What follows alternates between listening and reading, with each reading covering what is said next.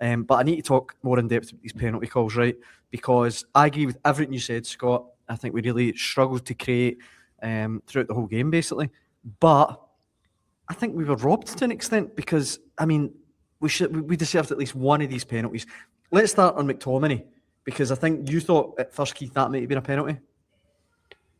I'm still yet to be convinced that it wasn't. I mean, that was the second one. McGinn was the first one.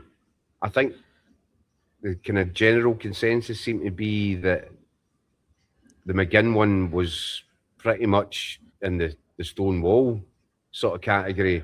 McTominay not so much. It's the same player, and I think it's the same foul that he commits twice. He's overstretching for a ball that he's not getting to, and he's put his leg across both legs of both players. I think it's pretty much identical, and I think it should be. It's a foul in any other part of the pitch. Aye. The referee from Uzbekistan was awful, absolutely awful, absolutely abysmal. But for both sides, by the way, I thought he made. Of course, I know, I agree. Aye. Just a really poor referee.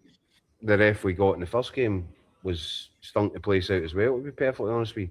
So we've had two really bad officials. But I can understand, right? An official, he's not the best. What I don't understand is, and I wonder if this is a conscious effort that's been made at this tournament to try and avoid situations where the ref gets called over the screen. What's the point in having VAR if that's what we're doing? Because if I was in VR, I'm saying, look, take a minute, take a breath, come over the screen. If you're happy with it, then stick with it. I'm not sure that you've seen it properly. I thought that was what VAR's there for. And also Steve Clark, I asked him about that, Daniel, after the game. The two penalties, he said, McTominay's one he hadn't seen back. He saw the McGinn one back. And I thought he was very measured and composed, and he wasn't going off ranting. He was said, look, it's a 50-50. If the referee gives the McGinn penalty, VAR's not going to overturn it. And I think he's right about that. I think when he sees McTominay's one back, he'll have a very similar opinion. And he also said that when Che Adams was brought down, he felt that was a pretty strong case for a red card and not a yellow card. And Morocco could have been down. Diop. Yeah, Issa Diop. And Morocco could have been down to 10 men. I mean, that was midway through the first half. Again, we were really struggling at that point. Yeah, that would have really changed. I'm not convinced. Well, sorry.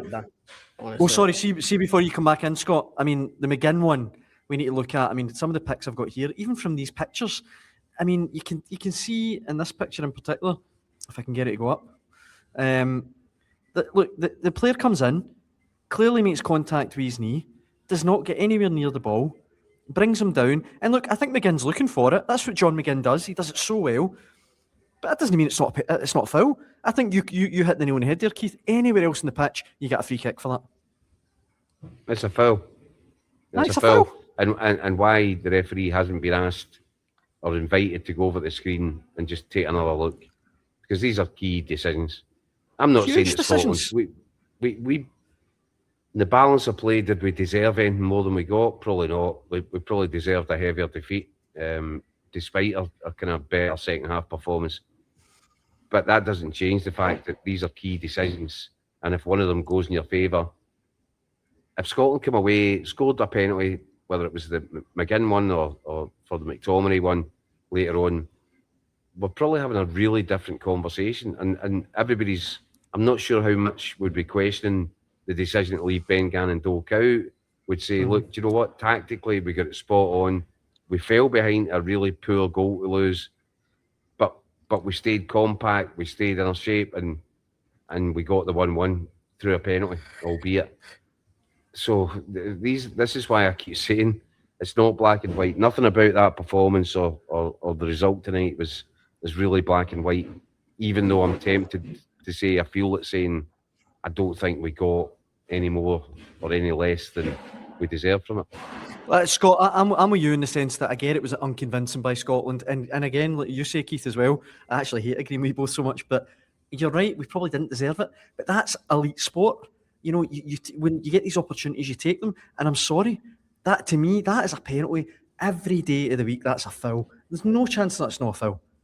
Dan, You know, I'll be honest. go on. I'll be honest with you. I thought of the game both on first look, both penalty claims were pretty soft, right? Now I've looked back at both of them on the bus back for the stadium. I mean, I've watched the McGinn one now about 25 times. And that's the big one for me. I don't think the McTominay ones. I slightly disagree with Jack. I think they're different, and I don't think the McTominay one is a penalty. I think the boy kind of puts his leg in front of McTominay, but I don't think there's anywhere near enough contact to get a penalty for that.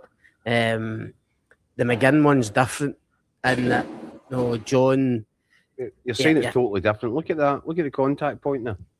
It's the same. It's across McTominay's left side, the exact same way as he came across McGinn's left side. Nah, it's not. It's a foot right across. It's not as much. It's not as much. There's not as much contact.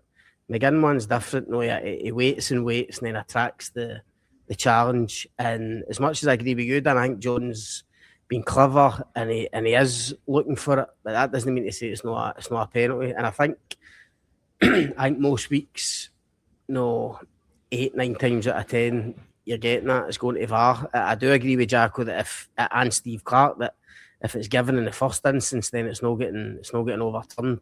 So listen, that is a massive call. The Shea Adams one, I'm not having either. I watched that back again on the bus. I know Steve Clark saying potentially last man. I don't think Shea Adams is getting to the. That's the point about that. He wasn't getting the ball. It's getting through to the keeper. So a yellow cards, the most you would ask for there. I haven't seen a replay of that, so I would want to see a replay. But Steve Clark did think that he said in his words he's going through one-on-one in the keeper. Nah, I don't think so. I don't agree. The McGinn one.